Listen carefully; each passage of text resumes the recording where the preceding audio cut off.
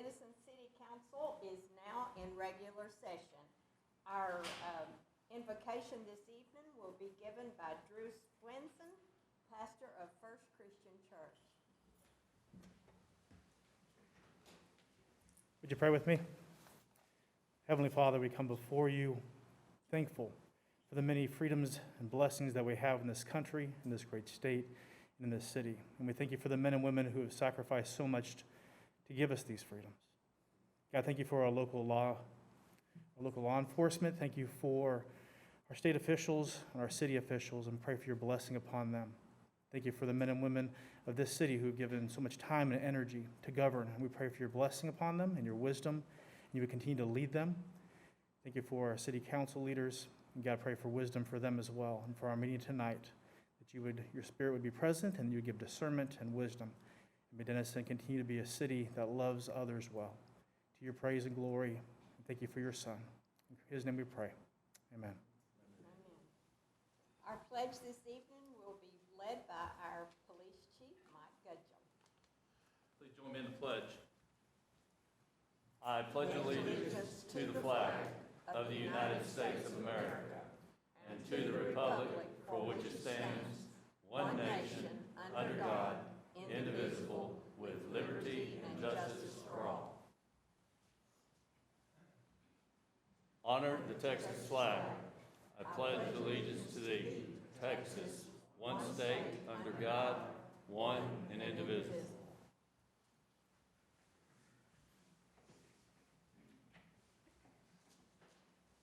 This evening, we are very honored to make a very special introduction this evening. Mr. Rex, would you like to do the honors? Sure. John, if you want to come up to the podium here, I want to introduce the mayor and council and members of the community that are here tonight to John Webb. He is our new executive director of planning and community development.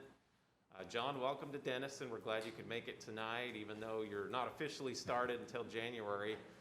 We're very, very excited for you to be filling this important position for us, and it's been a difficult position to fill, as council knows, to get a planner on board here.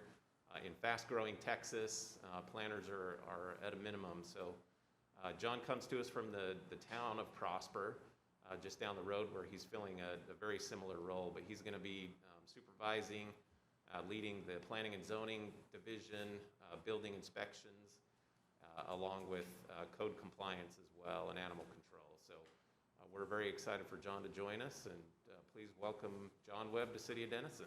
Thank you, friend. Appreciate it. Thank you. Mayor and all of you, I appreciate it so much. Looking forward to working with you and hoping to be able to carry out the vision you have. It was extremely welcoming. My first meeting, as I put in my statement, was extremely welcoming by everybody, especially the mayor, Judd, and Bobby, and then all the department directors. So I couldn't feel any better than I did. So I appreciate it very much. Well, John, we're very excited that you have chosen Denison, and we can't wait for you to get on board and start doing great things. So thank you for joining our team. Thank you. I know y'all got a busy night. Thank you.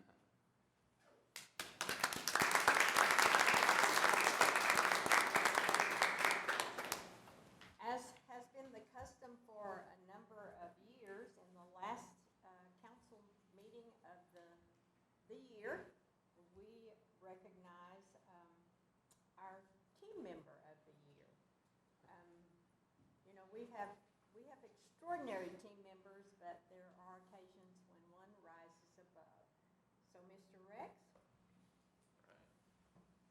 Down here,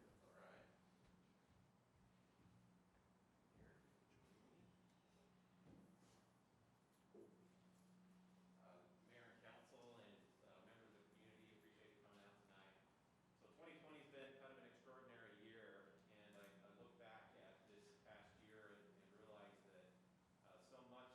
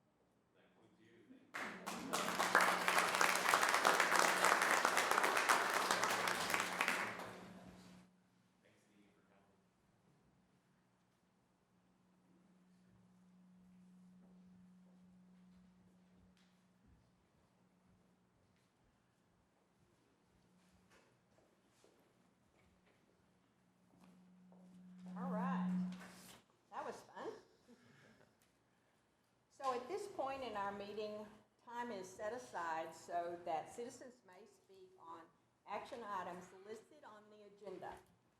In order to speak, a request to speak card must be completed and returned to the city clerk prior to reaching this point in our agenda.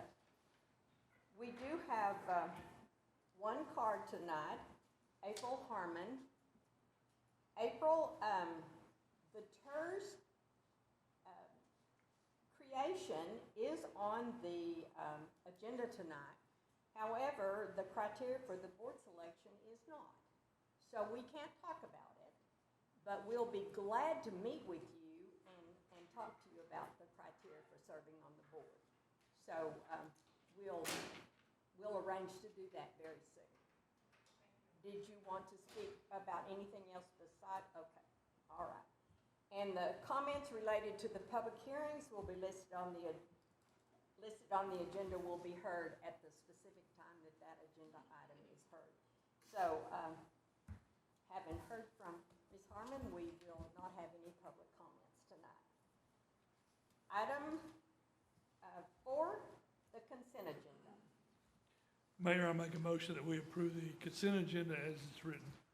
Second. There is a motion by Mayor Pro Tem Doty and a second by Councilmember, that man, Hander. All those in favor, please say aye. Aye. Pose same sign. The motion carries.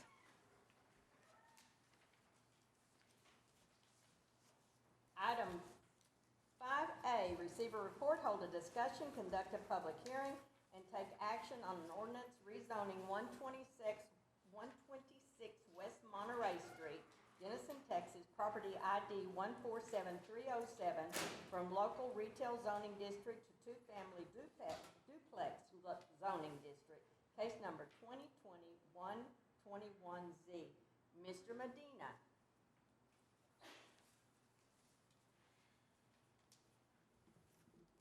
Good evening, Mayor and Council.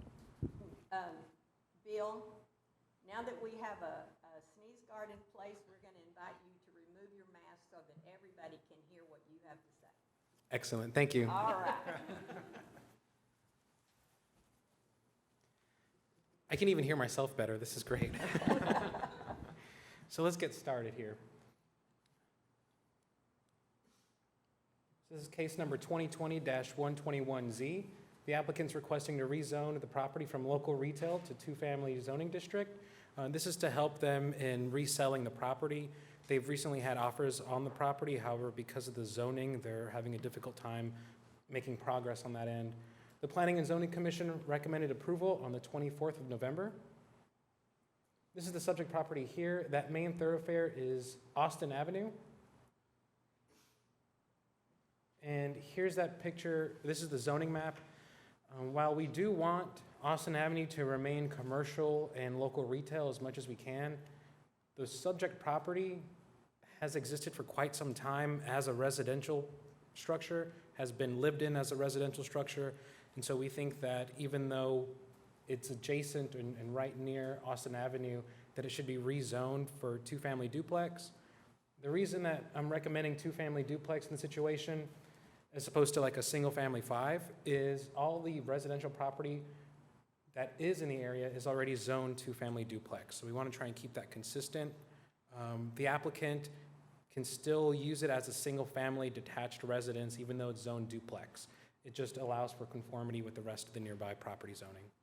So I'm present for any questions that you may have, and we do recommend approval. Questions for Mr. Medina? Discussion from council. A motion? We do need to hold a public hearing. Oh, excuse me. This is a public hearing. Is there anyone here wishing to speak on behalf of this agenda item? There being none, the public hearing is closed. Now, discussion from council. A motion. Mayor, I move to approve the ordinance changing the zoning of the subject properties from local retail zoning district to two-family duplex zoning district. Second. There is a motion by Councilmember Hander and a second by Councilmember Spiegel. All those in favor, please say aye. Aye. Opposed, same sign. The motion carries. Item 5B, receive a report, hold a discussion, conduct a public hearing, and take action on an ordinance rezoning 410 South Myrick, Denison, Texas, from local retail so that the entire property is zoned multifamily 1, case number 2020 of 119Z. Mr. Medina.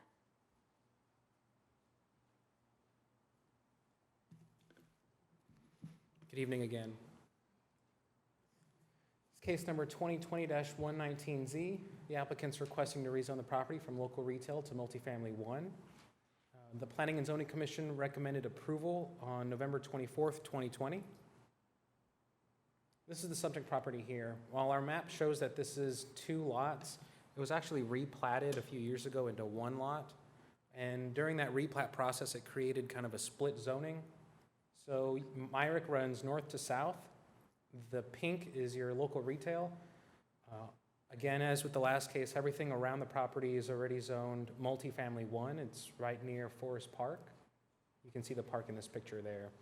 So the applicant in this, and this is the very next item, is the CUP for contingent on this rezone, is to operate or construct a duplex. And so a quadplex. And so the new multifamily project would be built in local retail, and that could create finance issues, kind of like what we saw in the previous project. So we'd want to get ahead of that and make that right for the applicant. And again, we'll get into more of the details of the site on the next item. This particular item is just for the rezone to multifamily 1. But just to show an exhibit, this is the proposed project here, and there's additional information in your packet as well. So we recommend approval of the rezone. It is a public hearing, and staff recommends approval. Questions for Mr. Medina? This is a public hearing. Is there anyone here wishing to speak on behalf of this agenda item? Yes, sir. Please come forward and state your name and address for the record, please.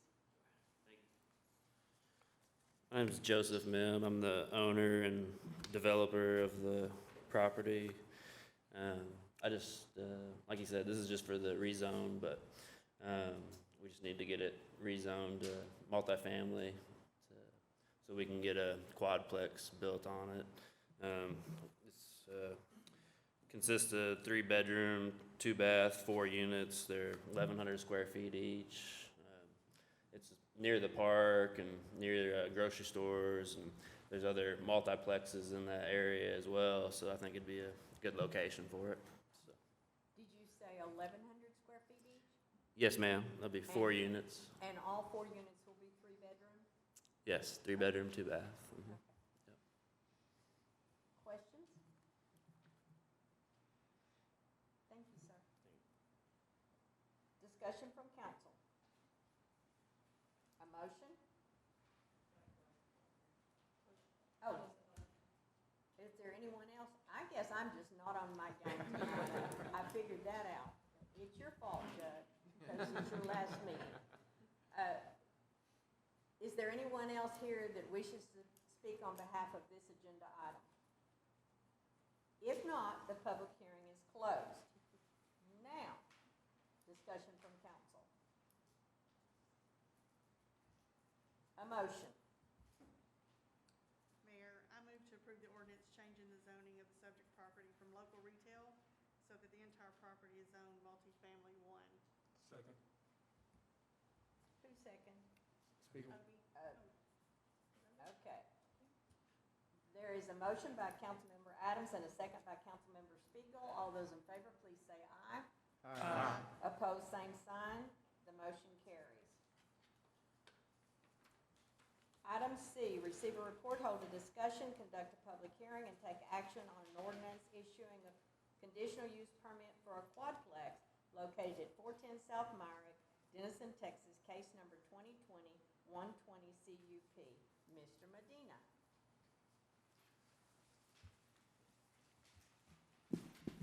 Thank you again. This item here is for the conditional use permit for the quadplex that the applicant was recently referencing and the previous item was referencing.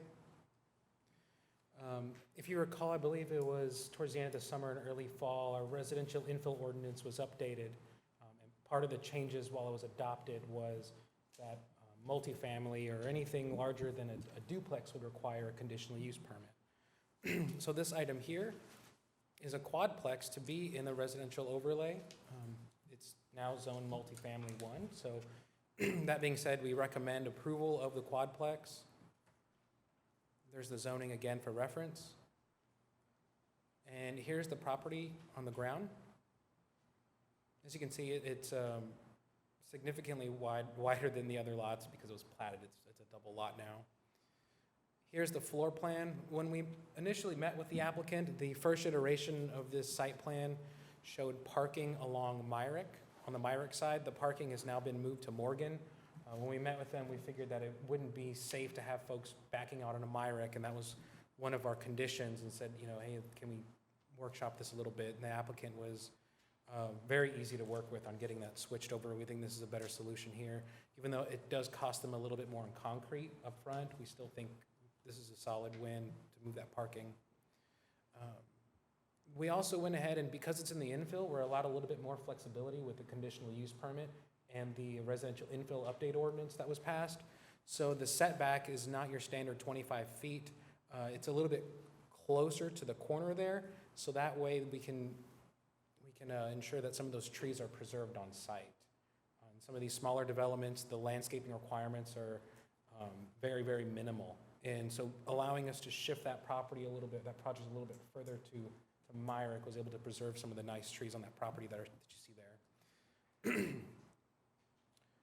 As mentioned previously, this is the floor plan, pretty consistent across all 4 of the units. They are all 3 bedrooms, 2 bath with 1,100 square feet. So I'm present for any questions that you may have. This is a public hearing, and as a reminder, the applicant is also here tonight as well. Questions for Mr. Medina? Does the parking plan allow for a sidewalk on that Morgan Street side for connectivity? I'm sorry, say that again? So would we still have a sidewalk on the Morgan Street side of that plan? Would our sidewalk be on the other side of that parking? Yes, it would be on the south side of the south parking side, there. okay. It would connect. And Only then the question I have, sorry, I'm full of questions on me. yeah, So if they were gonna construct 4 1,100 square foot houses right there, they would each have to have a different facade.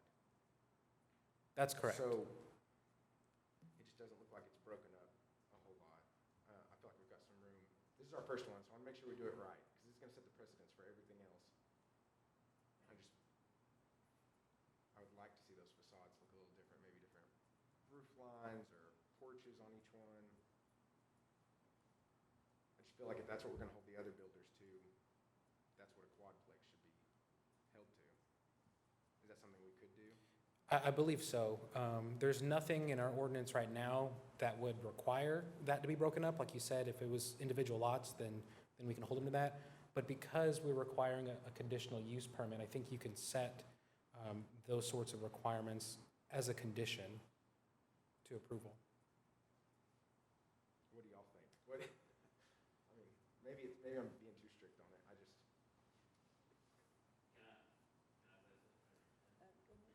Hold on just a second. There might be different materials or something. You're talking about breaking up the roof line. Yeah. breaking up the roof line, or Predominantly. maybe each porch is different, just something that makes it look like each unit's a Give little some depth different. to the Yeah, elevation. No, and that came up the other day. I heard somebody from our P and Z commented on that as well. No, I mean, I definitely agree with you, Brian. I think because this is a corner, this is a high traffic corner. My question actually, before we get into the roof line, I mean, I'm excited about the project. Joe, we appreciate what you're doing here. Is parking allowed there on Myrick Street? Would street side parking be allowed on the front of these units? On-street parking? I'm sorry, yes, sir. I'd have to check the code again, and we can always try to find a way to make that work as long as the street department doesn't anticipate any issues. If we were to do on-street parking, I would recommend parallel parking. Oh, I was actually hoping that we wouldn't have a lot of on-street parking at the corner here. I mean, I like how y'all moved the parking to Morgan Street, that's great. I'm saying what I hope we don't have is we don't have 8 vehicles stacked up down on Myrick Street. Oh, parked in the front anyway, I see what Right. you're saying. I don't think there's anything in the code that would prohibit on-street On-street parking for parking. visitors, right? Someone comes over Okay. and, yeah. But you know, we've been fighting that in other areas, so that's all I was curious about. Mhm. But to Brian's point, I think there's definitely some architectural features we could request. I'm not the architect. Me either. And I don't want to delay the project. No, but no, no. Maybe we can hear from Mr. Mim, see what. Because I think it's a great use for this property. I think Yes. it's gonna be perfect there. Just wanna make sure we get it right. Any further questions for Mr. Medina? No, not first. Okay, this is a public hearing. Is there anyone here wishing to speak on behalf of this agenda item? Now, sir.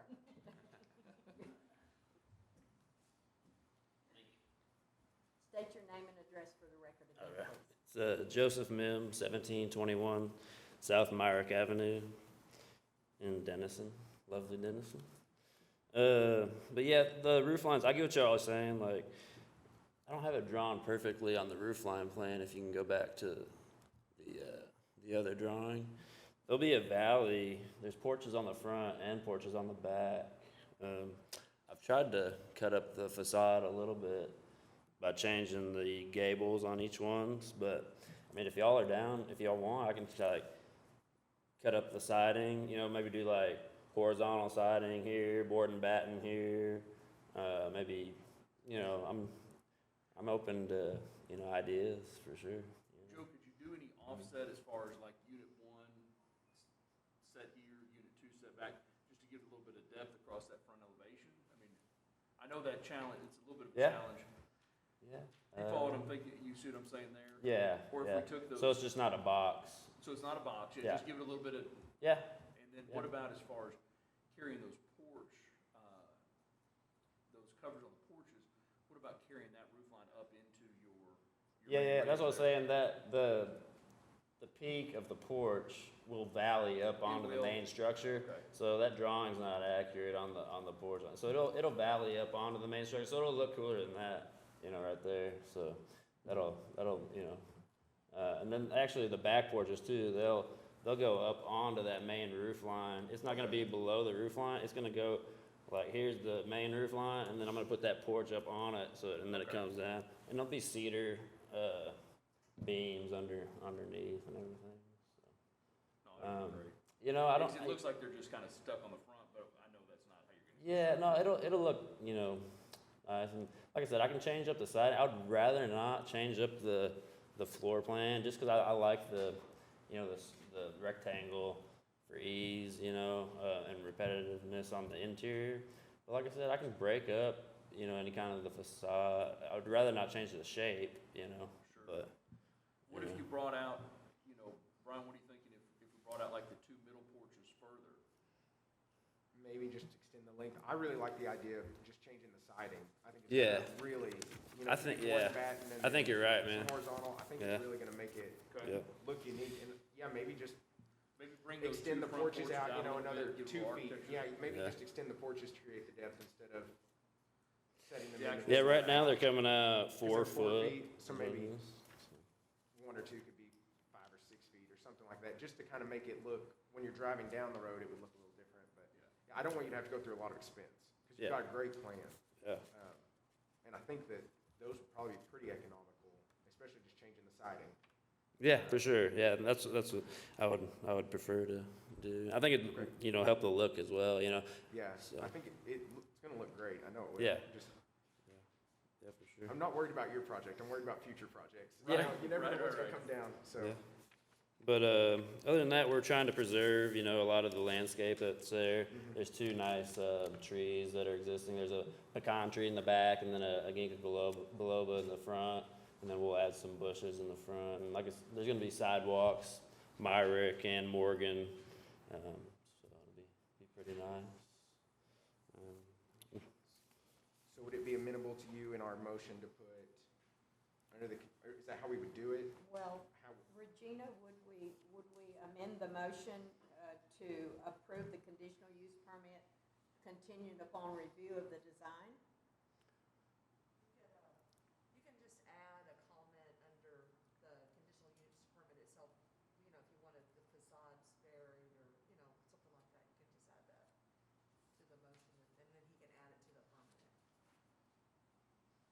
then we would leave it to staff approval. Joe, They did would- you, they would be did the you ones to- understand I her? think that'd be- I'm not, yes, The mask is yeah, I'd be difficult, okay though. with that, and I can just, Be a condition. I can just revise the drawings and, you know, resubmit or have her, but yeah, I would like to have it done today, you know, to where we can move forward, You could just write a sentence under the permit as a condition that it says that there's a variation in the facades of the 4 units or something like that. And if you want to specify, you know, regarding the siding or, you know, the porches are different or, you know, Yeah. whatever detail you want. yeah, for sure, I'll try to make it cut up on the siding. Any further questions? No, I think I got it. Thank you. Okay, thank you. Thanks, Joe. Is there anyone else here wishing to speak on behalf of this agenda item? If not, the public hearing is closed. Discussion from council. A motion. Mayor, I move to approve the conditional use permit to construct and operate a quadplex at the subject property with the contingency that a variation in facades of the 4 units with siding and the porch depths vary. Second. There is a motion by Councilmember Hander and a second by Councilmember Greenleaf. All those in favor, please say aye. Aye. Opposed, same sign. The motion carries. Item D, receive a report, hold a discussion, conduct a public hearing, and take action on amendments to the zoning ordinance, Chapter 28, updating Section 28.49, use regulations, and Section 28.63.1, definitions regarding amusement, commercial, indoor, and amusement, commercial, outdoor. Mr. Medina.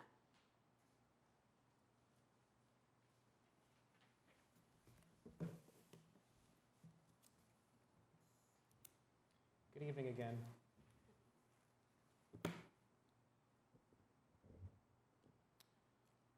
So the proposed changes update definitions and the use regulations of our zoning ordinance for both indoor and outdoor amusement venues. Currently, as shown in this slide here, this is what the ordinance looks like today.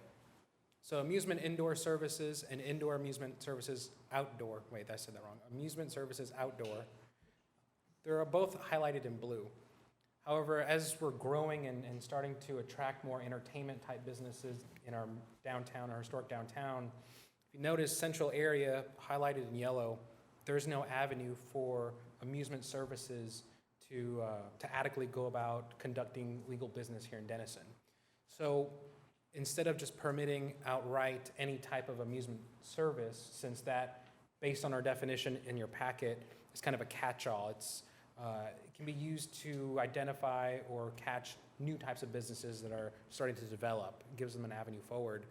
We're recommending to amend the use table like this, where a C, or for conditional use permit, is required for indoor amusement services and outdoor amusement services both. This is the definition for indoor with or without alcohol sales is what we're adding. The red is what we're changing. We also threw in axe throwing because we have a prospective axe throwing business coming to Denison, and we figured we can give that as an example and say it's not only axe throwing, but businesses like that could fit into this category with the CUP. And that gives the city council and staff an opportunity to review each of these projects as they come up. And we did the same thing with outdoor amusement, commercial with alcohol sales. Now, the conditional use permit is the way that we've drafted these definitions provides a little bit of flexibility, where you can get a conditional use permit for indoor or outdoor amusement, and that's with or without alcohol sales. That way, you're not stuck having to be classified as a bar or something like that. Instead, it's serving alcohol is part of your conditional use permit. It's kind of an auxiliary use, such as the project, which is the next item on our agenda. So I'm present for any questions that you may have.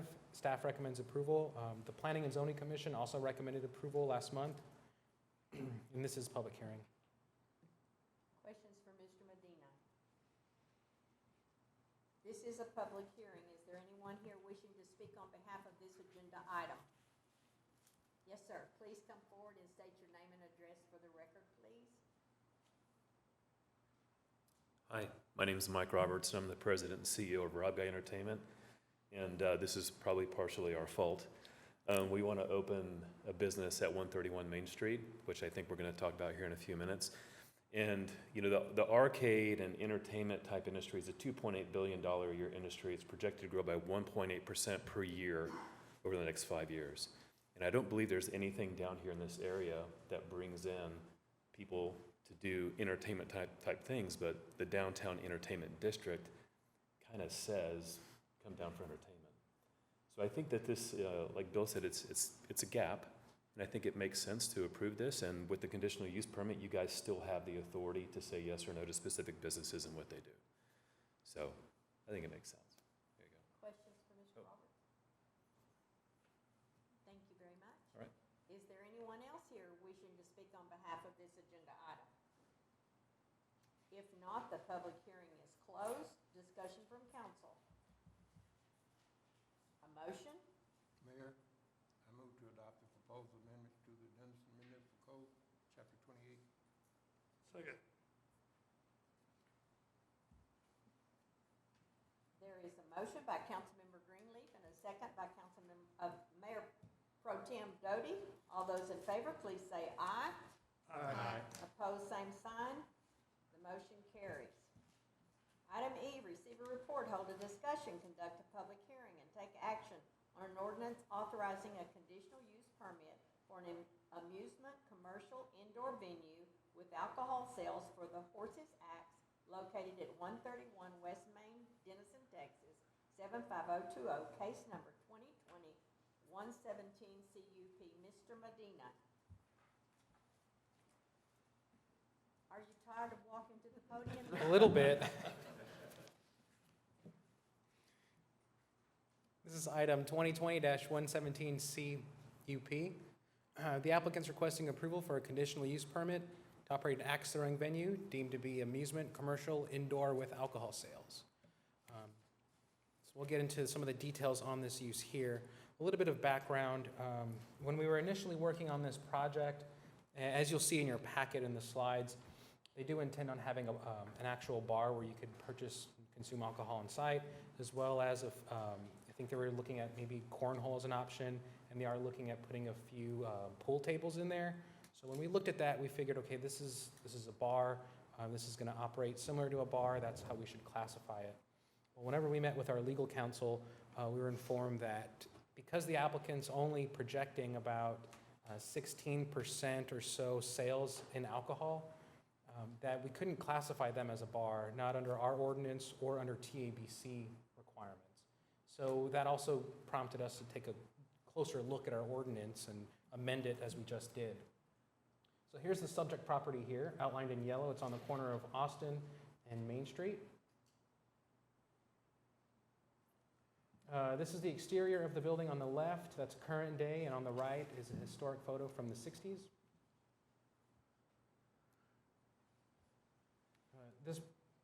The property owner, I'm sorry, the applicant, the applicant went through historic preservation and received several approvals to do many facade work and improvements to the exterior of the building. They're going to be opening up several windows along Austin Avenue. They're going to be adding a door, which you see in your floor plan that's kind of recessed into the building a little bit. They're going to be removing some of the burglar bars that are on the outside, opening up all the windows along the Main Street and Austin facade.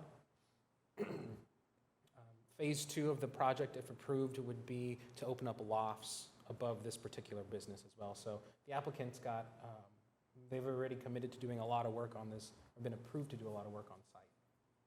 This is the interior of the business. These are just proposed renderings. One of the things that I point out in my staff report, because axe throwing is still relatively new type of entertainment venue, it's going to operate similar to a bowling alley. If you want to picture that setup where you have several lanes where people can go and throw axes, and then people sit behind them with keeping score, and behind them would be a bar where they would serve either pre-made, pre-packaged foods or alcohol. The applicants also informed me that they are planning on limiting the amount of alcohol sales.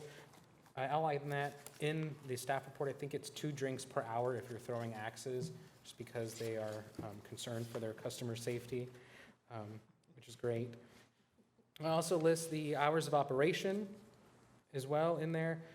I included the narrative that the business owner has provided us, very well done. I think those are the main highlights on this item. I'm present for any questions that you may have, and staff does recommend approval.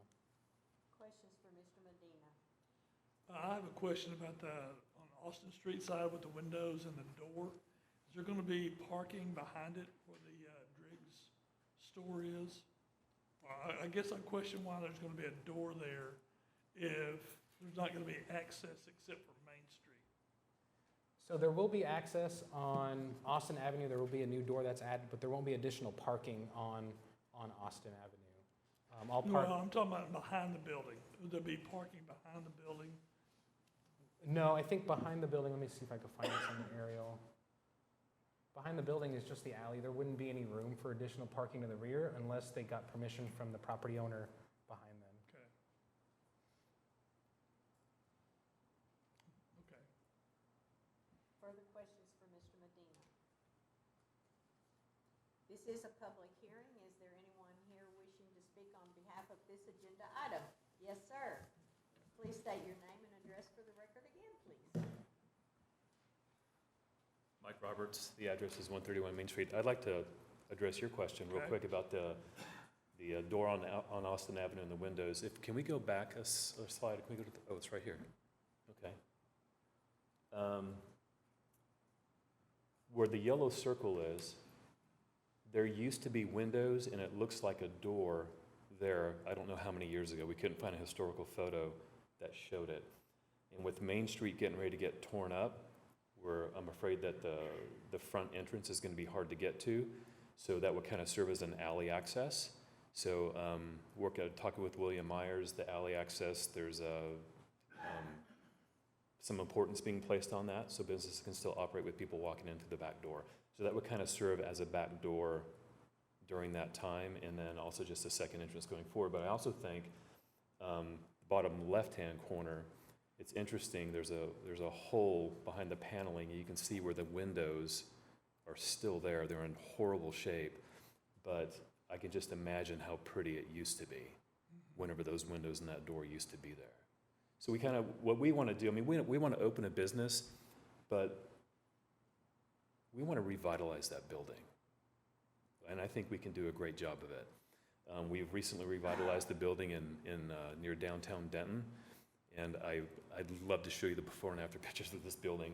The landlord loves us, but I think we can do some really great things with this building. And I think that side of the building with that door and those windows would be a really beautiful addition to put back in there. I just questioned why there was gonna be a door there if there wasn't access except from Main Street. But now that you're saying, I'm refreshing my memory about D3, it's gonna be torn up there for a while. Yeah, and the opening, I guess, furthest south is narrower, and I haven't gone behind that wall yet because I don't own the building yet, but I think there's a door there already. Okay. They just stuck it over it. So, Mr. Roberts, are you purchasing the building? We plan to, yes. If we pass this, we'll buy the building and do it. If we don't, we're out. Conditional use permit is the key, right? Yep. Okay. So, do you guys have any questions for me about axe throwing and alcohol? Concerns? Concerns? Well, let's talk about it. Our original plan was to be BYOB. In one of our first board meetings, one of our board members raised her hand and she said, "Excuse me, what?" And I said, "BYOB, bring your own beer." And she went, "Yeah, I know what that means, but that's scary. You know, how do you monitor it? How do you regulate it?" So if we're selling, and we don't want to do hard liquor, we just want to do beer and wine.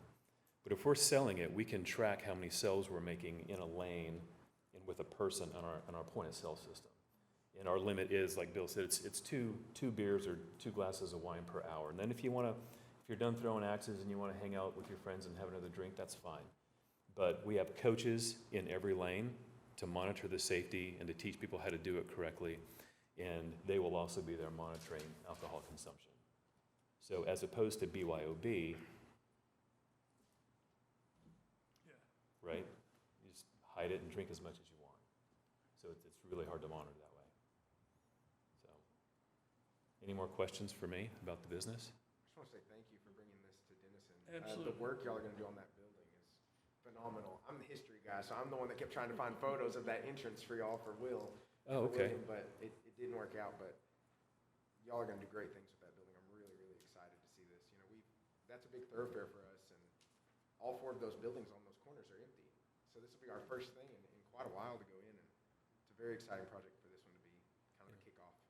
And, you know, I thought of one more thing I wanted to say about the rezoning too. I know it's already passed, but as far as entertainment goes, there used to be a skating rink upstairs. Did you all know that? Yes. And the floors are still there. And there's a lot of things we want to do to just try to revitalize what's already in the building and, you know, just bring it back to life. I know we can do it. So, anyway, anything else for me? Thank you. Thank you, Mr. Clark. All right, thanks. Is there anyone else here wishing to speak on behalf of this agenda item? There being none, the public hearing is closed. Discussion from council. A motion? Mayor, I move to approve the ordinance authorizing a conditional use permit for the Horses Acts amusement commercial indoor with alcohol sales at the subject property pending final legal review. Second. There is a motion by Councilmember Crawley and a second by Councilmember Spiegel. All those in favor, please say aye. Aye. Opposed, same sign. The motion carries. Mr. Medina, thank you for your marathon, sir. All right. Item G, receive a report, hold a discussion, and conduct a public hearing to receive testimony from the Neighborhood Services Manager on the unsafe condition of the posted structure at 202 South Travis and take action. Mr. Lay.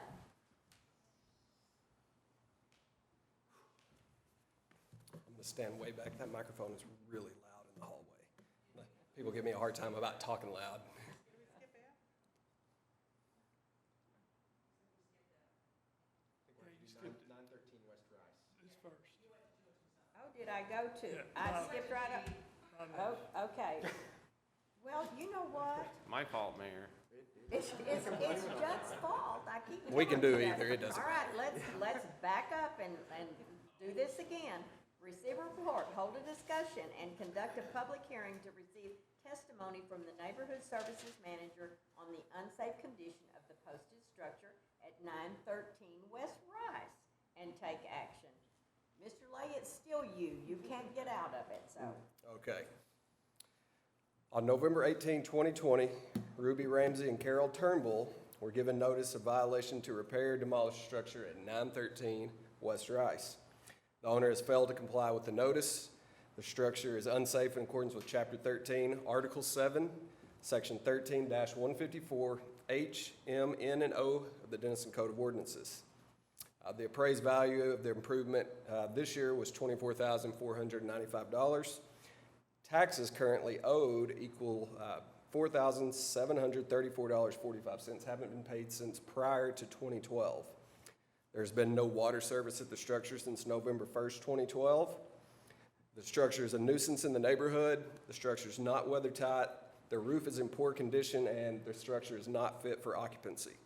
A record of the violations, notices, and unsafe condition of the property are on file in the Code Compliance Department. Staff is requesting council to declare the structure unsafe and order its removal. And I'd be happy to answer any questions.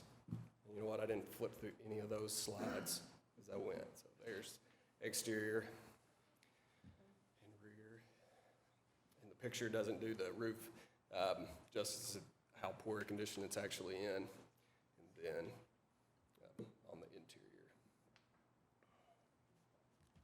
Questions for Mr. Lay? This is a public hearing. Is there anyone here wishing to speak on behalf of this agenda item? There being none, the public hearing is closed. Discussion from council. A motion? Mayor, I move to declare the structure at 913 West Rice a nuisance and unsafe, to order demolition and to authorize staff to proceed with the demolition process. Second? Mr. Crawley? Yes. Was that you? That was me. Okay, it's hard to tell in these masks. There is a motion by Councilmember Hander and a second by Councilmember Crawley. All those in favor, please say aye. Aye. Opposed, same sign. The motion carries. Now we'll go to item G, receive a report, hold a discussion, and conduct a public hearing to receive testimony from the Neighborhood Services Manager on the unsafe condition of the posted structure at 202 South Travis and take action. Mr. Lay.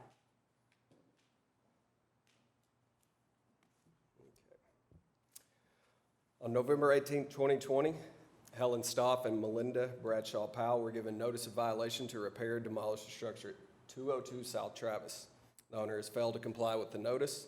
The structure is unsafe in accordance with Chapter 13, Article 7, Section 13-154, H, M, and N of the Denison Code of Ordinances. The property owner actually is aware of what's going on the property, but during the title search process, we realized there was a second person that had interest in the property that could not be located, so we had to have the public hearing. The appraised value of the improvement was only $9,678 this year. The taxes are current. There has not been water service since January 18, 2018 at the structure. The structure is a nuisance in the neighborhood. It's not weather tight, and again, the roof is in poor condition, as you can see in the picture. Record of the violations, notices, and unsafe condition of the property are on file in the Code Compliance Division. Staff is requesting council to declare the structure unsafe and order its removal. I'd be happy to answer any questions. Questions for Mr. Lay? This is a public hearing. Is there anyone here wishing to speak on behalf of this agenda item? There being none, the public hearing is closed. Discussion from council. A motion. Mayor, I move to declare the structure at 202 South Travis a nuisance and unsafe, to order demolition and to authorize staff to proceed with the demolition process. Second.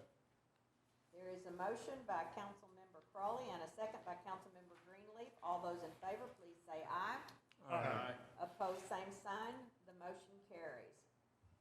Item H, receive a report, hold a discussion, and conduct a public hearing to receive testimony from the Neighborhood Services Manager on the unsafe condition of the posted structure at 3123 Ann Drive and take action. Mr. Lay.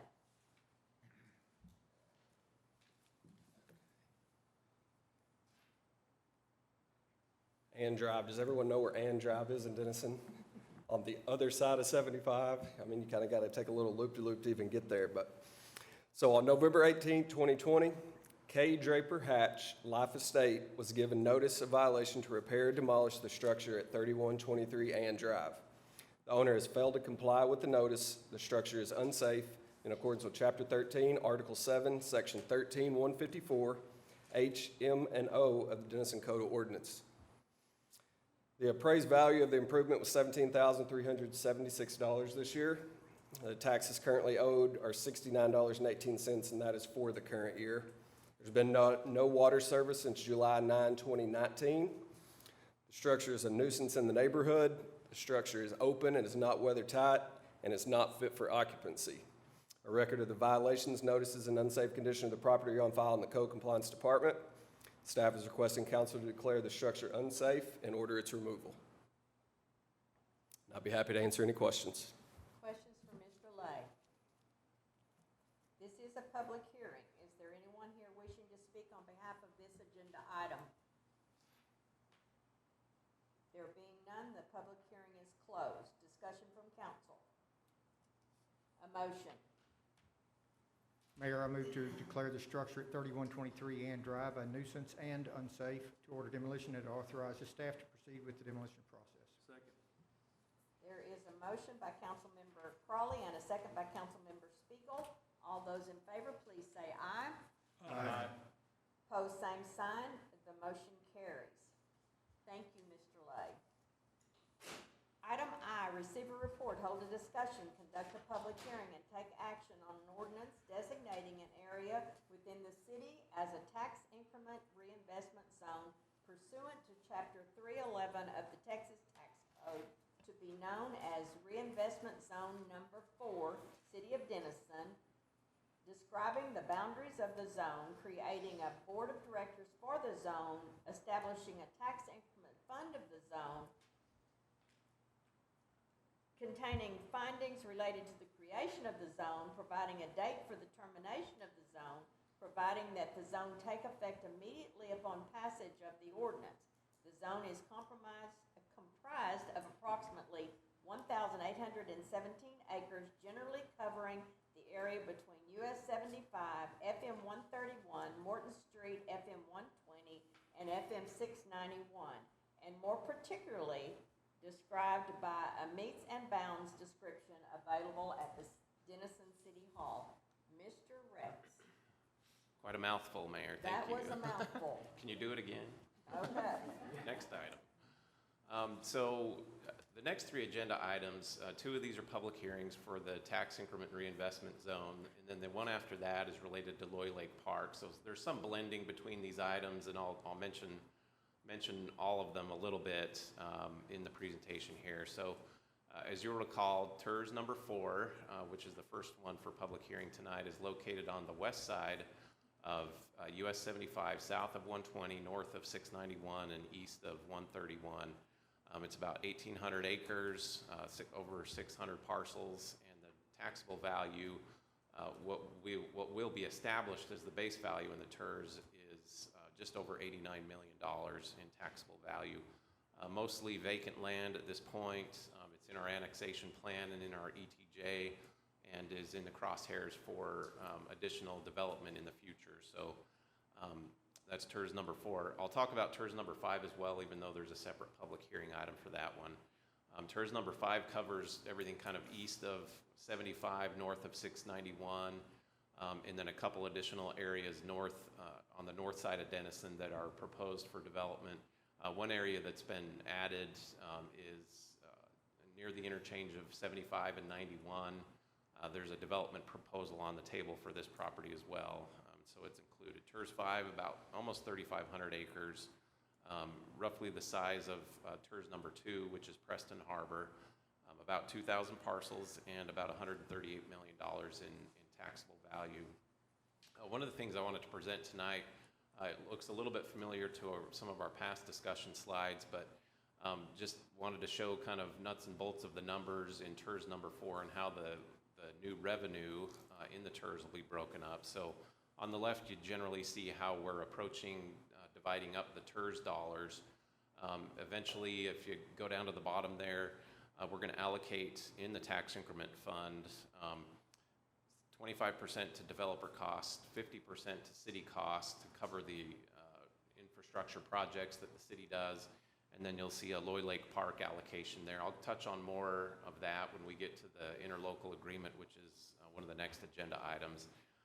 And then on the right-hand side, you see if we have $10 million in new value in TERS number 4, basically how that breaks down and how much goes into our maintenance and operation fund, to the general fund. Some of it's going to go into the TIF. 75% is what the city's contributing to the TIF, and what we're have requested the county to contribute as well.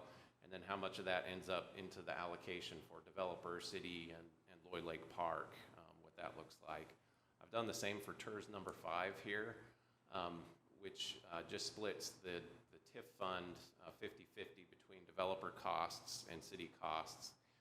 The developer costs basically are reimbursements, and this is what we've done with our TERS number 1 in Gateway Village. As the developer installs public infrastructure and public utilities, any kind of public improvements, they will be eligible to receive reimbursement from the TIF for those costs, and that's what we classify as the developer costs. And then the city costs would be infrastructure projects that we undertake in the TERS that would be funded by the TERS, and we do the project, we manage it, we pay the money, and then the TIF would reimburse that. We have made a provision in the project plan, the preliminary project and financing plan, for the allocations to change in TERS number 5, so that if there's a project that the city doesn't necessarily have to spend any money on to bring infrastructure to, the increment generated by the developer or the development, because of that, they could qualify for greater reimbursements. Basically, it's up to the city and the TERS board to decide what that mix is going to be, if it's 50-50 or some other mix in TERS number 5 and 4 as well, with the exception of Loy Lake Park. That allocation is set. As far as the timeline goes, we have, of course, we'll hold the public hearing tonight, December 7th. We have requested Grayson County Commissioners Court to consider participating in the TERS. We'll do a presentation at the Commissioners Court meeting tomorrow on that. Once the ordinance is passed and things are lined up, the council will need to appoint board members, and then the TERS board and city council will need to approve the final plan, basically the preliminary plan that you have in your packet tonight. Change preliminary to final and make any other changes that the TERS board or city council wants to make, and that ends up being your final plan. So with that, staff recommends approval. We do need to hold a public hearing for both TERS number 4 and TERS number 5, and then I'll jump into the details of the Loy Lake Park interlocal agreement, which is kind of related to this when we get to that agenda item. Questions for Mr. Rex? So the public hearings must be held separately for 4 and for 5? Yes. Okay. So this is a public hearing. Is there anyone here wishing to speak on behalf of this agenda item for TERS number 4? There being none, the public hearing is closed. Discussion from council. A motion? Bear with me. Mayor, I move to adopt the ordinance designating an area within the city as a tax increment reinvestment zone pursuant to Chapter 311 of the Texas Tax Code to be known as Reinvestment Zone Number 4, City of Denison, describing the boundaries of the zone, creating a board of directors for the zone, establishing a tax increment fund of the zone, containing findings related to the creation of the zone, providing a date for the termination of the zone, providing that the zone take effect immediately upon passage of the ordinance. Second. There is a motion by Councilmember Hander and a second by Councilmember Greenleaf. All those in favor, please say aye. Aye. Opposed, same sign. The motion carries. Item J, here we go again. Receive a report, hold a discussion, conduct a public hearing, and take action on an ordinance designating an area within the city as a tax increment reinvestment zone pursuant to Chapter 311 of the Texas Tax Code to be known as Reinvestment Zone Number 5, City of Denison, describing the boundaries of the zone, creating a board of directors for the zone, establishing a tax increment fund of the zone, containing findings related to the creation of the zone, providing a date for the termination of the zone, providing that the zone take effect immediately upon passage of the ordinance. The zone is comprised of approximately 3,486.27 acres generally located east of US Highway 75, north of FM 691, and west of State Highway 91, and includes the Washington Heights area and the former Texoma Medical Center campus, and more particularly described by a meets and bounds description available at Denison City Hall. Mr. Rex. Thank you. Again, nothing too much more to add. As I kind of touched on TERS 4 and 5, just show the map here for that, and happy to answer any questions the council may have. Questions for Mr. Rex? This is a public hearing. Is there anyone here wishing to speak on behalf of this agenda item? There being none, the public hearing is closed. Discussion from council. A Mayor, motion. Well, hang on real quick before Okay. you make the motion. I just wanted to say a special thank you to the county, and we have County Judge Bill Majors here and Commissioner Lawrence for their continued support of our TERS that we continue to establish, and it's made a huge difference in the funds that we're accumulating, so appreciate you. What's that? The judge is telling you not to assume anything until it's final tomorrow at 10. We appreciate all the prior support, let me put it that way. Further discussion? A motion.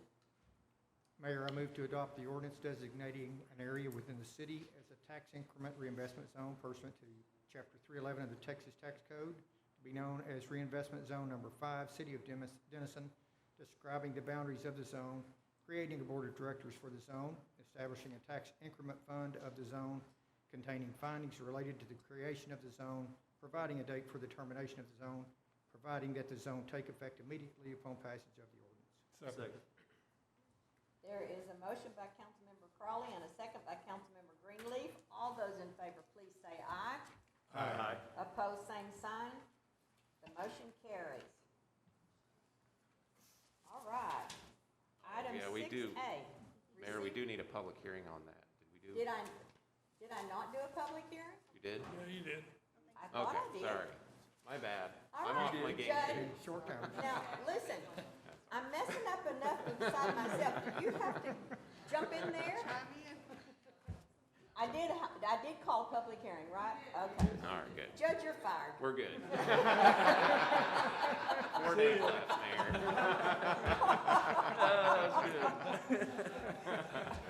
Okay, may I move on? Please. Friday's Sorry, his I last couldn't day. resist. Item 6A, receive a report, hold a discussion, and take action on an interlocal agreement with Grayson County for ownership of Loy Lake Park and assume all related current leases and agreements with the county, including agreements with the Texoma Exposition and Livestock Show, Grayson County Frontier Village, and annual holiday lights event, pending approval by the Grayson County Commissioners Court. Mr. Rex. All right, thank you, Mayor. Excited to share with you tonight some details about a project we've been working on for quite some time, and appreciate Judge Majors and Commissioner Lawrence being here, and of course they're available to answer questions if they come up as well. So we're talking about Loy Lake Park, a partnership between Grayson County and the City of Denison and the park partners that are involved here. So the 3 things that I want to touch on are related to kind of the city's vision for the park, what the existing park partners are, and then funding opportunities for the park, a little bit of which I touched on in the TERS 4 presentation. So, you know, it was about 87 years ago, actually, that 200 men from Wisconsin showed up in Grayson County and started building Loy Lake Park. And so we kind of talk about heritage when we talk about Loy Lake Park, because there is a lot of heritage encompassed in this park. It's a special place, a lot different than any of our other public parks here in Grayson County, dealing with kind of our agriculture and livestock heritage. You have Frontier Village there, which recognizes a lot of the early settlements in Grayson County, and the cultural heritage, just the history that goes into Loy Lake Park from a construction standpoint, when those 200 men from Wisconsin, who were hired by the CCC, built what now is Loy Lake Park. So in terms of our vision and some of the things that we see happening there, and I appreciate especially our Parks and Recreation team that helped put together some of these list of improvements and opportunities here. One of the first things that the interlocal agreement with the city talks about is forming a Loy Lake Park Advisory Committee. Basically, we want to get all the partners around the table and create a vision for the park.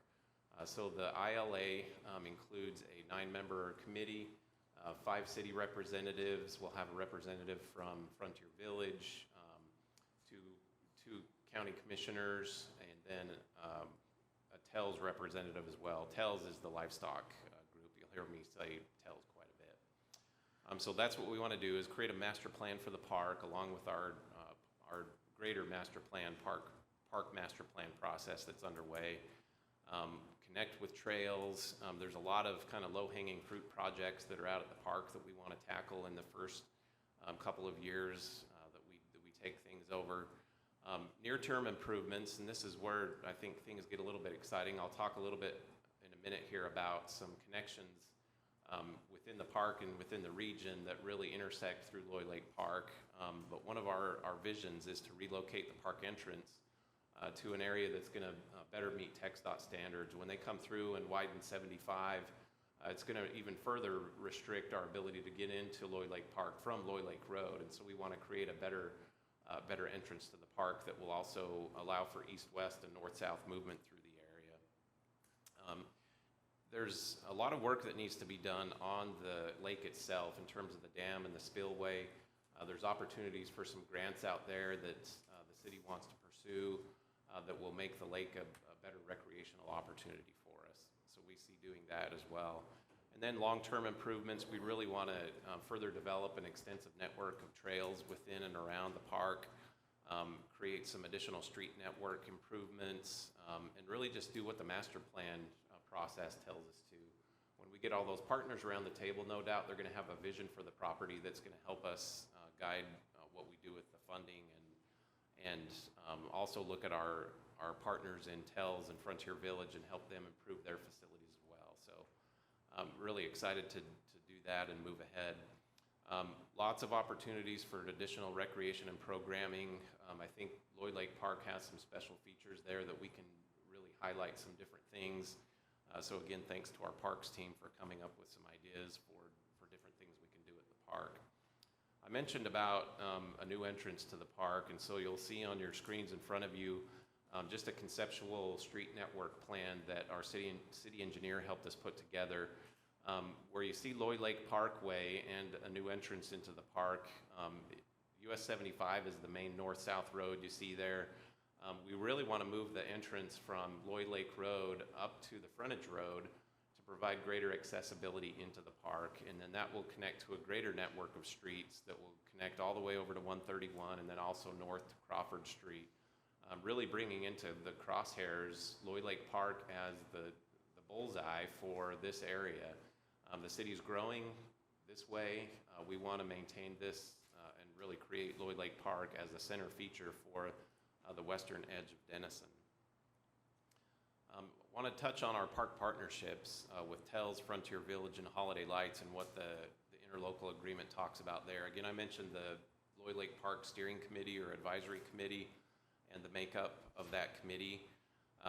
They will create and administer the park master plan. That means that they'll provide recommendations on funding and projects and how to help move the park forward, programming, partnerships. There's lots of good things that can come out of getting the stakeholders around the table.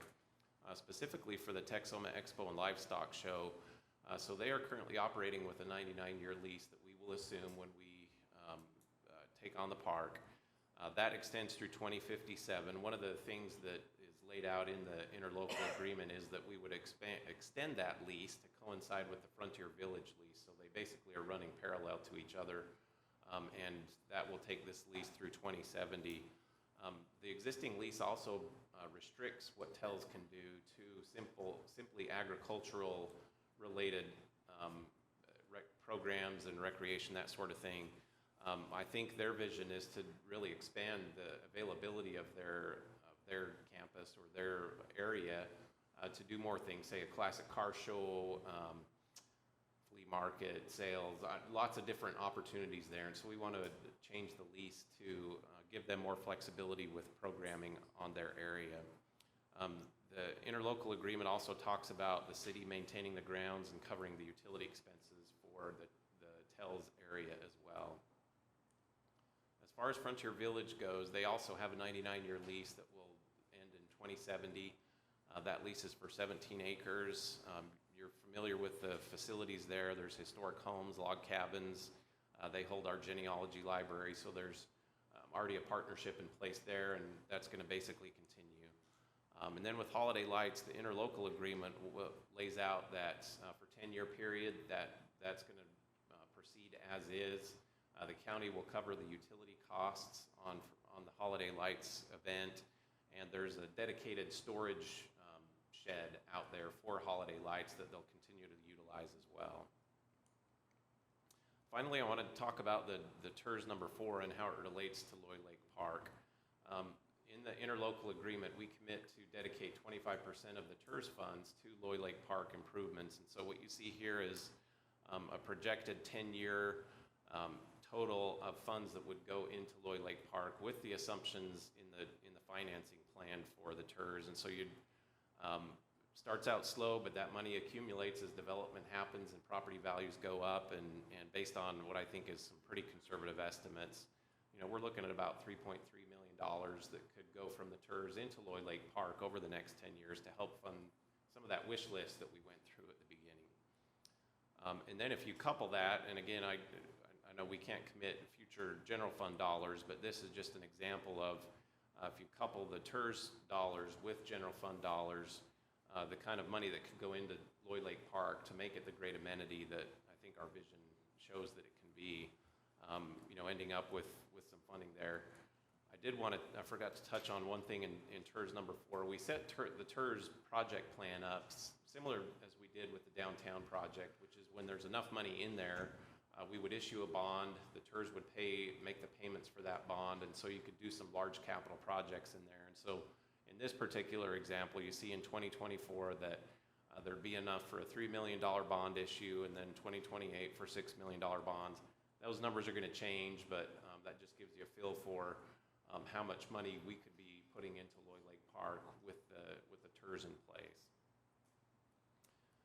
And that's about it. I'm happy to answer any questions, and appreciate Commissioner Lawrence and Judge Majors being here tonight as well. And I'm sure they would answer questions if they were asked them. Questions for Mr. Rex or for the judge, Mr. Lawrence? Sure. Come ahead. Why did we think that you were Well, not there's going to speak? I'm planning to on this. First of all, I just want to start out by saying thank you guys for having us. And I mean this in all sincerity. The mayor and the city manager have been fantastic partners in this endeavor. This has been going on now for 18? You tell me. Whenever the school bond election was, that's when this thing started. And I just want to recognize their work on this. And council, I just want to tell you, I came to a TERS meeting several months ago, and I sat up there at the dais, but I just want to tell you, this is an incredible facility. As a guy who wasn't real happy when Sherman spent $2 million on their downtown, I was wrong, as I'm wrong about a lot of things, but what a great facility, and it's great to keep you downtown. My first time to be here for meetings. I just want to compliment you all on this in your vision. And finally, I want to recognize Commissioner Lawrence for being here. And Mayor, let me just thank you. He has a newfound appreciation for the consent agenda. Let me just tell you that. Bart, thanks for being here. The reason I want to make a couple comments, this is a very unique situation. In fact, it's something that I know as the mayor, and I have talked, and all of you know, great things happen when governments work together.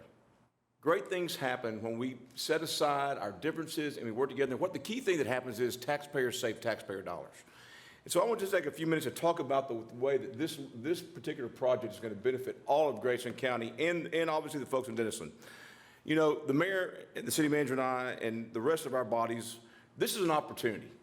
And it's also a recognition that communities change and evolve. This Lloyd Lake Park is not the Lloyd Lake Park of my youth and probably some of your youth. We're putting the community first, and we're understanding what each of us does well. And I'm going to talk about that, and when I get into talking about the transfer of Lloyd Lake Park to Denison, what it means to the county. It is a perfect example of lowering taxpayer dollars and providing better service. Let me just say this. The county shouldn't be running a park. It's not our core business. It's not in what counties do across the state. And in my opinion, this turns what I consider a county liability into a city asset. Judd made, and Judd learned something, I thought it was a WPA project. For those of you who aren't of age, this is a Depression-era project that was basically designed to put people to work. And that's how the county got this park. It's very unusual in Texas for counties to run parks. It's been a rich history, and it served our county well. But let's face it, time has moved on. And if you want to get an illustration of the growth in Grayson County, look at the intersection of 691 and 75 in Denison, Texas. What the growth that's taken place for the last several years is going to continue, and Lloyd Lake Park sits right dab in the middle of it. What it means to taxpayers specifically is this. The county is eliminating a $1.5 million liability, potential liability in the lake, to dredge the lake, to do the dam. I can assure you Grayson County has no plans to spend $1.5 million to dredge a lake or secure a dam. We spend about $80,000 annually. 100 sounds better, so I rounded up to 100. We spend about $100,000 annually in the park. We should spend about $125, and we're not going to do that. And finally, and most importantly, this will provide an amenity for all of Grayson County residents, a much improved amenity. Just the vision that Judd laid out tonight is a testament to that. It's a testament to the vision of a park system. At the end of the day, parks are the responsibility of municipalities, not of counties. And I think that's very clear with Lloyd Lake Park. And finally, our partners. And I want to stress that part of this deal that makes this deal happen is that Denison is taking care of Tells and Frontier Village. They vote, just so you folks know, their board voted overwhelmingly in support of this because it does some things for them. First of all, their future is secured. This provides a plan that's apolitical that they can bank on. It's a reliable income stream with the TERS. Development's going to be the gas that fuels this development. And I would want to say one thing about, obviously there's capital expansion, but I think this also brings a real asset to Denison. You'll have the ability, by leveraging your tourism department, to get some hotel motel tax dollars. I'm telling you, Lloyd Lake Park is an underutilized asset in the city of Denison from the standpoint of getting heads in beds. And I think with the marketing department you folks bring to the party, it's going to be great. So finally, Lloyd Lake is on the front door of Denison, Texas, right?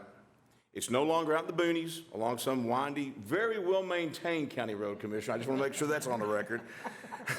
Denison can integrate into their parks network. It's going to be a great combination with THF Park. It's going to really put that thing together. And through the TERS, we have a funding mechanism that takes the monkey off the backs of taxpayers and puts it to use.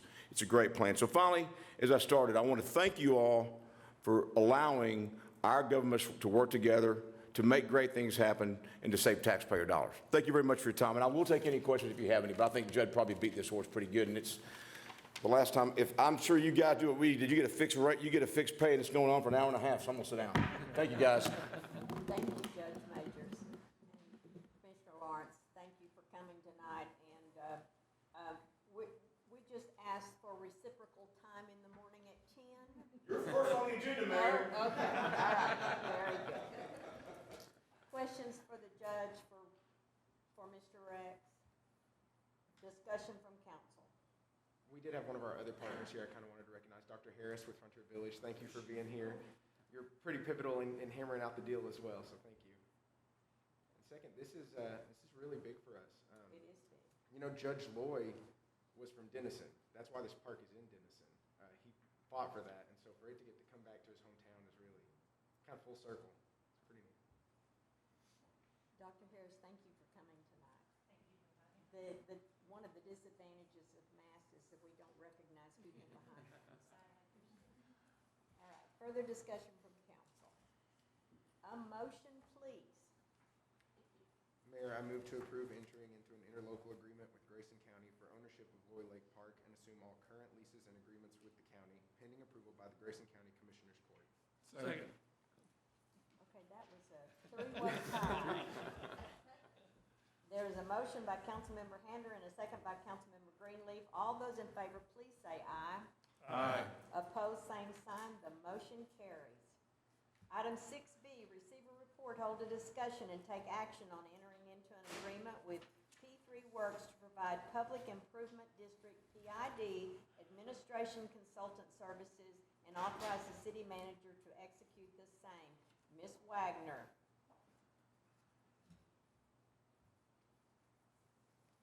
I feel like I'm on The Price is Right. I get to come down. Good evening, Mayor and members of the council. One thing I just want to mention, when you talked about, you said, what, 87 years ago? Yeah. Yeah, that reminded me, 1941, 79 years ago today, Pearl Harbor. So I just wanted to thank everybody for their service that has ever served. I wanted to mention that. That reminded me, I thought, wow, that was before Pearl Harbor when they started that. And this evening, most of you, I think all of you are aware that the city is exploring the creation of its first PID and requires a qualified firm to provide management administrative services. We did a request for proposals, and we had 3 qualified firms submit proposals. P3 Works was selected by a committee of city employees as this PID administrative consultant. The financial considerations, funding would actually come from the developer through the professional services agreement that went before council. I believe it was September 21st that professional services agreement was approved. So the funding would come from the developer through that professional services agreement or from the PID once the PID is created. Mary Petty with P3 Works is here, and I'd like to introduce her, and then if you have any questions specifically for her, then she can answer those, Mary. This is Mary.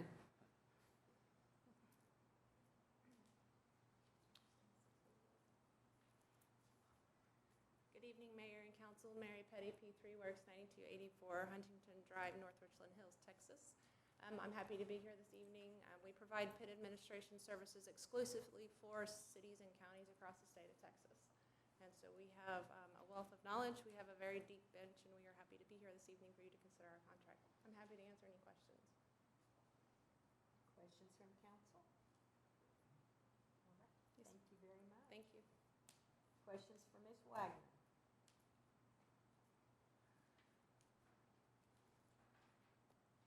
Discussion from council? A motion?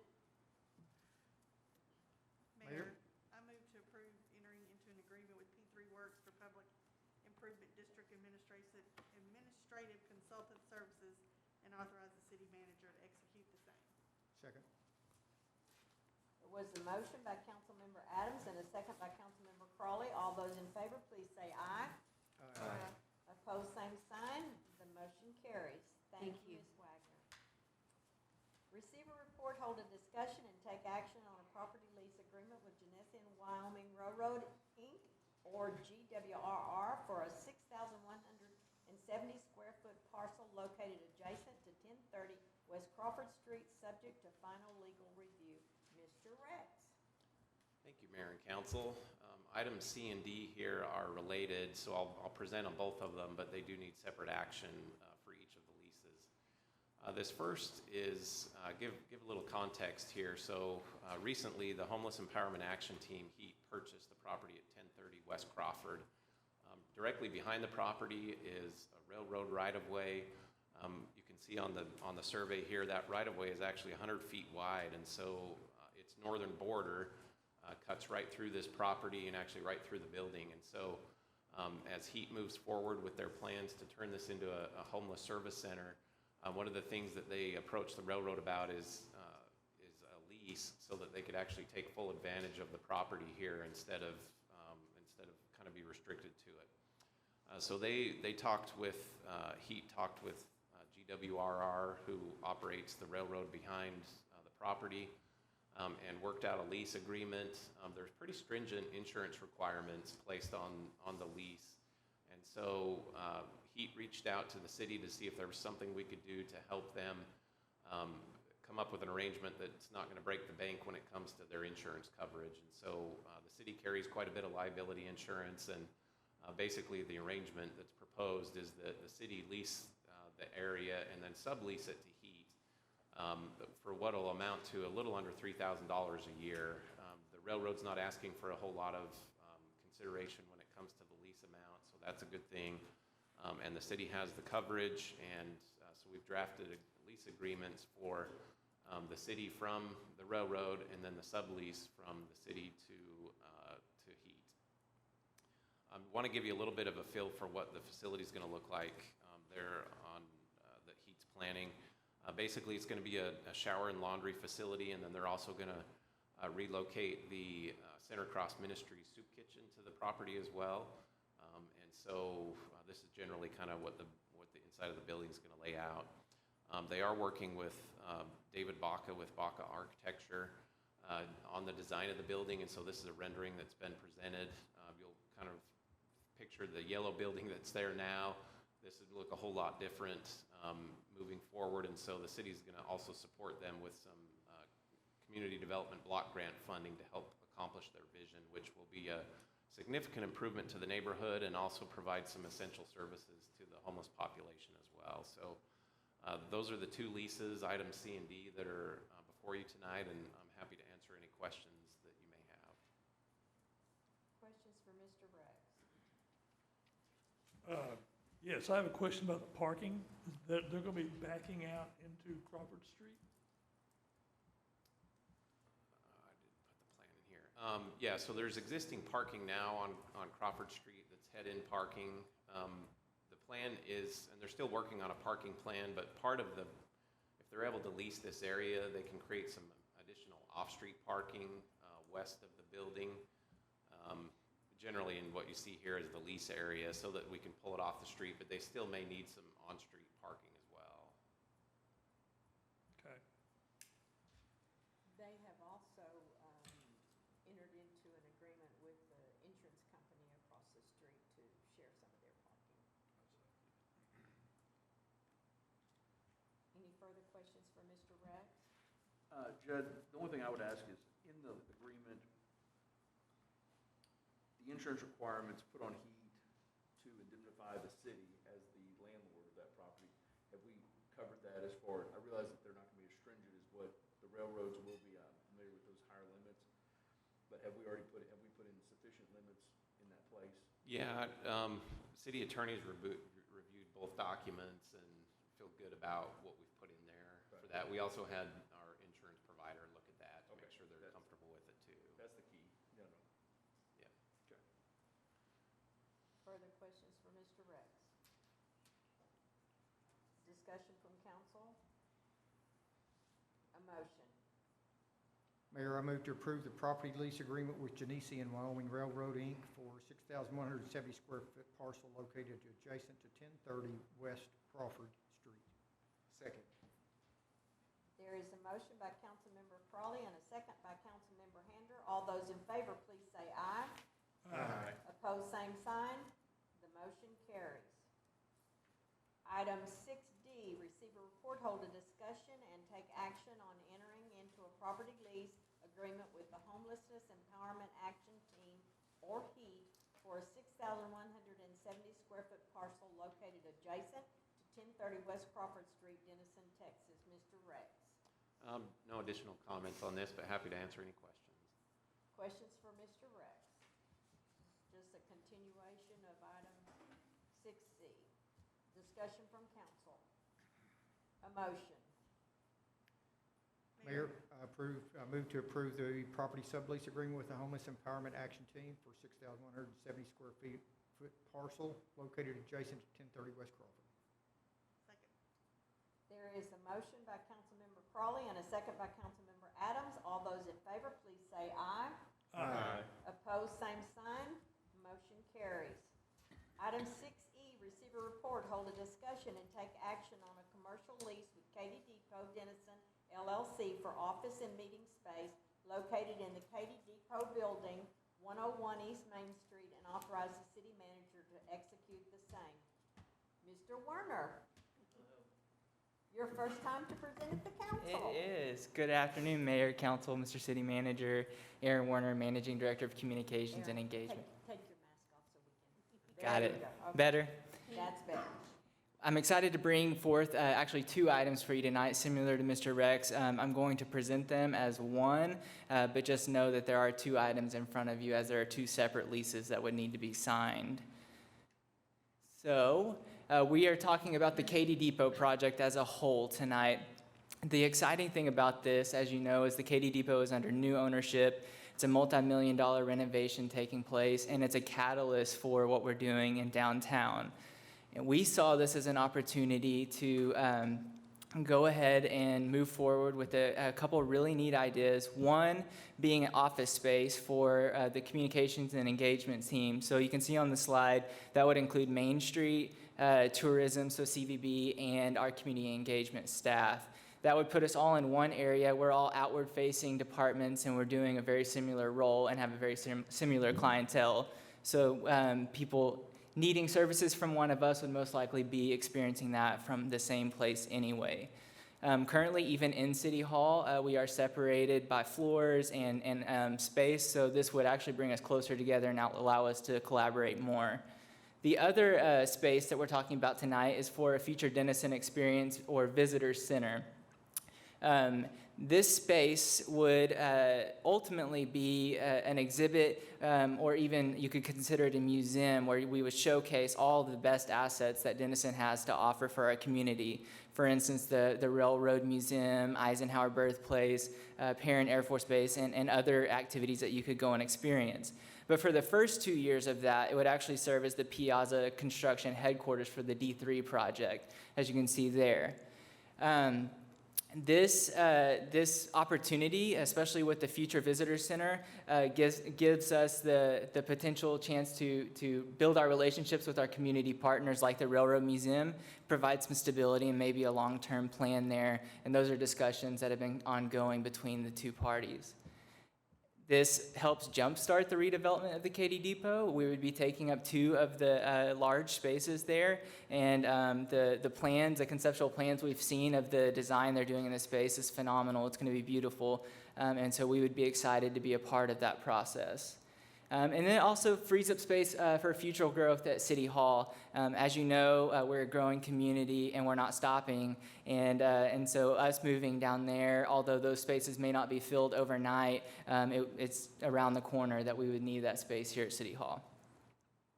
This is a rendering kind of showing the layouts of the two office spaces that you are considering tonight.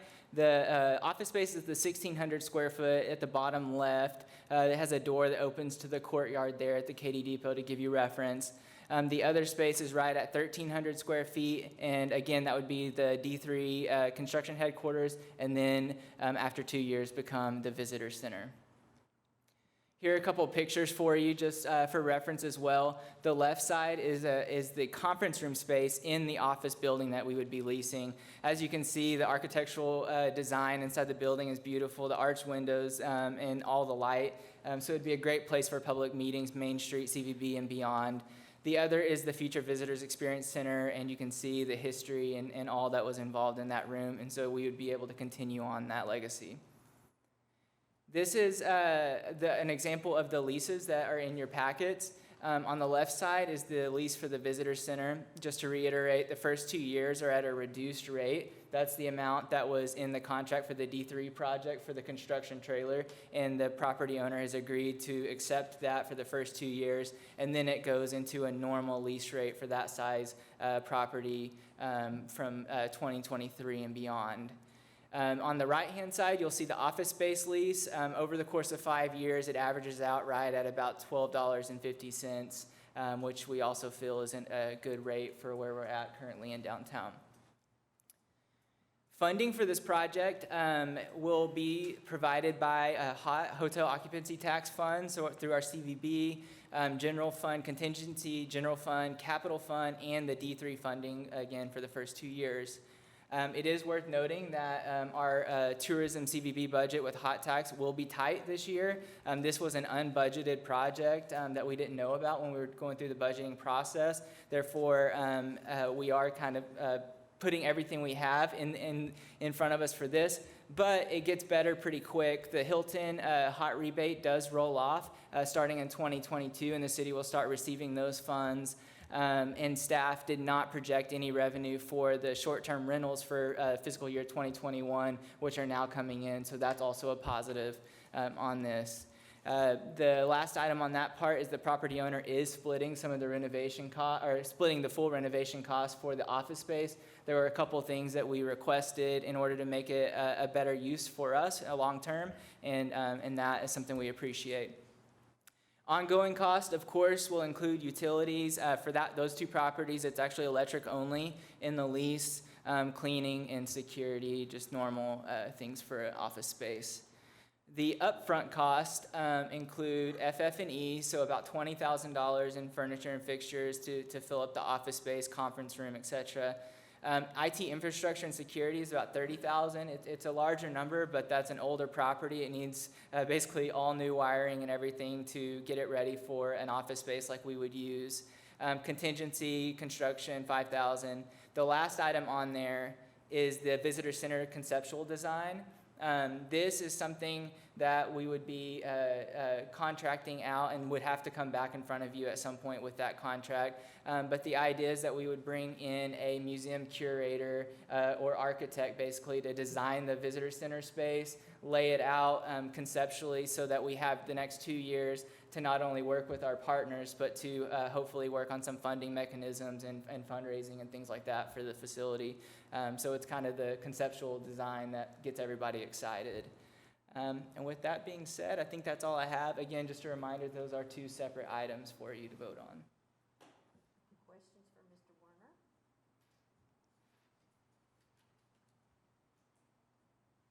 Great. Aaron, this is very, very exciting.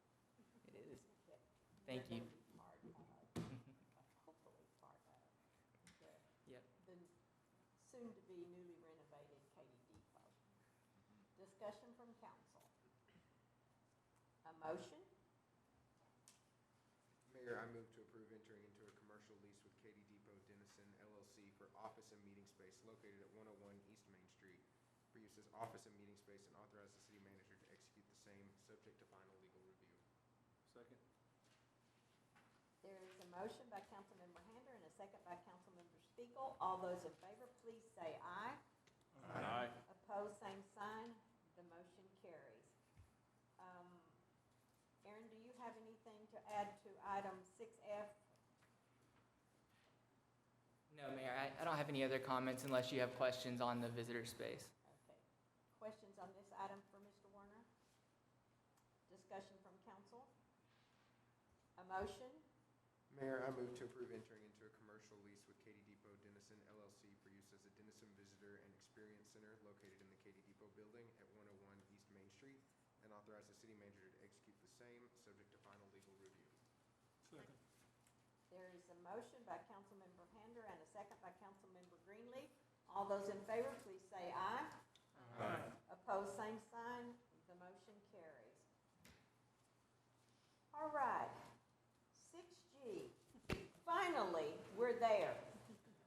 Mr. Atterbury, receive a report, hold a discussion, and take action on an amendment to the construction manager at risk agreement with Piazza Construction for a guaranteed maximum price of $16,835,688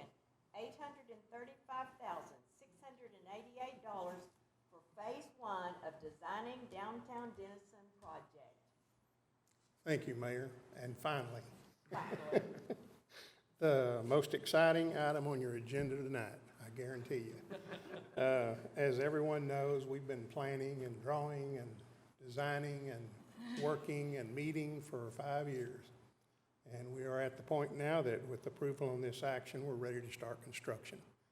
So on June 1st, the council awarded Piazza Construction as a construction manager at risk contract for Phase 1, which will be Main Street from Russ to Houston Street. Piazza has been working with the Tool Design Group since then, and myself, looking at value engineering and getting their bids, working with their suppliers and contractors to get it down to the price that we could live with and they could do it for. So tonight, the GMP is $16,835,688. Anything that is over that, that's within the plans and specs, would be responsible back to Piazza Construction. Everything that's in plans and specs is what that covers. That's not to say that there couldn't be a change order along the way, and I expect one or two. We're going to be getting into some things we've never done before. But as that comes up, we'll bring those back individually to you in the future. We recommend approval of this, and now that we have office space, thanks to Aaron, we can get started on January the 15th with the approval of this. So I'll answer any questions. Piazza is here tonight if you have any questions for them. So just to be perfectly clear, this guaranteed maximum price is for the design as planned. There are no changes, there are no substitutions, or this is the design that we envisioned. That's exactly right. Okay. The design you see on the wall. Exactly. Okay. I just wanted everybody to hear that. And if it's not, it's Judd's fault. After Friday. We're going to do a lot of that. Well, it's Judd's fault. Discussion from council. Can't believe we're to that point. So I excited. know. It's been a long time coming. Yes, it has. It has been a long time coming. Well, if there are no questions and there's no further discussion, could I have a motion, please? Mayor, I move to approve the amendment to the construction manager at risk contract with Piazza Construction for a guaranteed maximum price for Phase 1 of the Designing Downtown Denison project. Second. There is a motion by Councilmember Adams and a second by Councilmember Greenleaf. All those in favor, please say aye. Aye. Opposed, same sign. Whew, that motion carries. Thank you, Bobby. Just proceed on, would you? All right. Item 6H, receive a report, hold a discussion, and take action on a resolution directing the publication of notice of intention to issue combination tax and revenue certificates of obligation. Ms. Wagner, we do have to pay for it, don't we? Yes, now that you've approved the agreement, we have to provide funding for it, correct? Yes. Of course, TERS 3, as you know, for downtown Denison was created in November 2016. And 75% of the general fund maintenance and operations tax revenue generated within that TERS boundary for both the city and the county, as we heard before, how they contribute to help us out, is set aside specifically for this TERS area. Funding for the design phase of designing downtown Denison project was approved in fiscal year 2018. We approved funding back then just for the design phase. The CMAR contract was approved with Piazza Construction on June 1st of this year. Construction services agreement, of course, approved this evening. And then what we're asking tonight is for council to take action on a resolution directing the publication of notice of intent to issue combination tax and revenue certificates of obligation. The financial part of this, the notice of intent will be in the newspaper on 2 different occasions in December, and it will state that bonds will be issued in an amount not to exceed $18 million, and this is for both the cost issuance and the construction of the downtown project. I do have a slide. Okay. What this gives really doesn't relate to the resolution, but just wanted to give some added information here. This is a spreadsheet that our outgoing city manager put together for us at the beginning when we were looking at numbers and anticipating the taxable values in future years and the increment portion that was set aside into this fund and how this fund has built up. And you'll notice that of course, it was created in 2016, and then you have money going in, or fiscal year 2016, then in fiscal year 2017, we started making deposits as city portion and county portion. And then in 2018, when we issued bonds for the design, you see the payments now starting to come out there. Based on preliminary numbers that I've received from financial advisors for this $18 million that we're going to issue, 13.5 of it is going to be for the general fund side, which is what would be paid out of this TERS. So including that $13.5 million plus the $1 million we'd already issued, we anticipate our payments to be around $500,000, $523, $573 these first 3 years. We kind of did some deferred payments to build up the balance in that fund, so that I like building up balances, so that when we get ready to do phase 2, hopefully we'll have some money in there to start the design phase of that sooner rather than later. So just informational purposes there, but for tonight, we just need council to take action on a resolution directing the publication of the notice of intent to have an ordinance come before council on February 1st, I believe, for that funding. And then once, if council approves that ordinance on February 1st, then we would receive funding in March. And staff recommends adopting the resolution, and I'm here to answer any questions. Questions for Ms. Wagner? Ms. Wagner, as you know, this is our last meeting of the year, and I don't know if I can go into the holiday season without hearing you say how I should spend my money on Christmas gifts. Shop Denison. I know a lot of people say shop local, but local could mean all kinds of places, so I like to say shop Denison.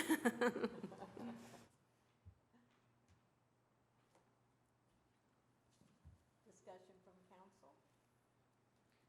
A motion?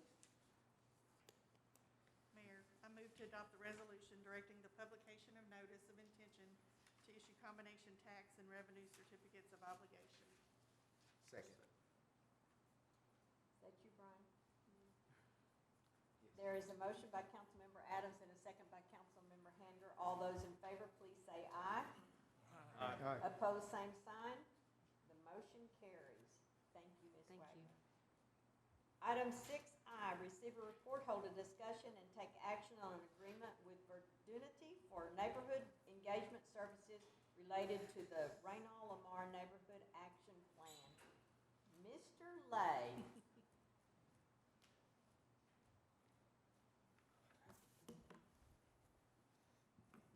Okay, it's good to be with you again.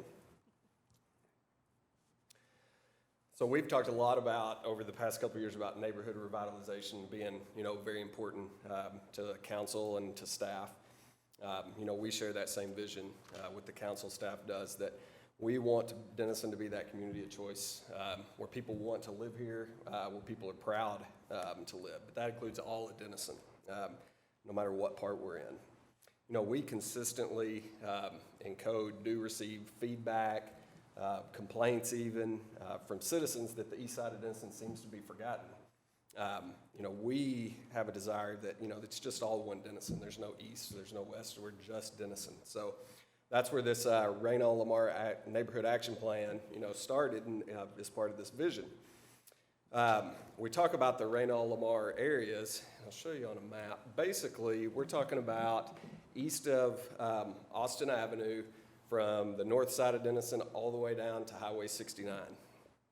The Raynall neighborhood being here, that's named after the old school that was part of that neighborhood. And on the southern end, Lamar neighborhood, which Lamar Schools does still serve the kids in that neighborhood. So staff has met with a company called Verdunity to help us facilitate revitalization efforts in these neighborhoods. Verdunity is a professional planning and engineering firm that specializes in coming in and helping cities engage with their citizens and provide recommendations on projects. The best part is that they say that we'll give you recommendations that are affordable and that are realistic within your community. So Verdunity is going to engage our citizens using surveys and social media, mailers, in-person events. We want our citizens to have a voice in this. We want them to buy into what we're doing and trying to help their neighborhoods. We're really trying to connect with them so they can see what we're trying to do. Verdunity will take the feedback that they get from our citizens and staff, and they will provide like a summary of recommendations for the city. We take the summary, and then we can use that to direct the budget next year towards the projects that we can do. So staff recommends approval of moving into contract with Verdunity for neighborhood services engagement. And with approval, staff would plan to start the process with Verdunity right after the first of the year. So I'm here to answer any questions that you may have. Questions for Mr. Lay?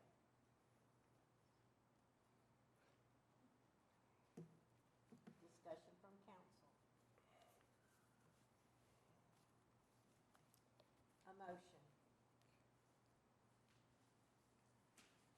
Mayor, I move to approve an agreement with Verdunity to provide neighborhood engagement services and authorize the city manager to execute the same. Second. There is a motion by Councilmember Adams and a second by Councilmember Spiegel. All those in favor, please say aye. Aye. Opposed, same sign. The motion carries. Robert, this is a very exciting project, and I can't wait for it to get started, so thank you so much. Certainly. Items 6J and K, these items will be taken up after the executive session.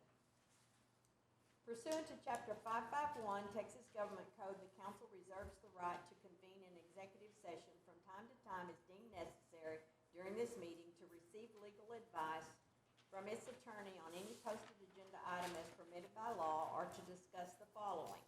Discuss the appointment, employment, evaluation, reassignment of duties, discipline, or dismissal of, or to hear a complaint against a public officer or employee, Section 551.074. Annual evaluation of the municipal court judge, and discuss the city manager position. The time is 7:52, and we are now in executive session. We'll ask you all to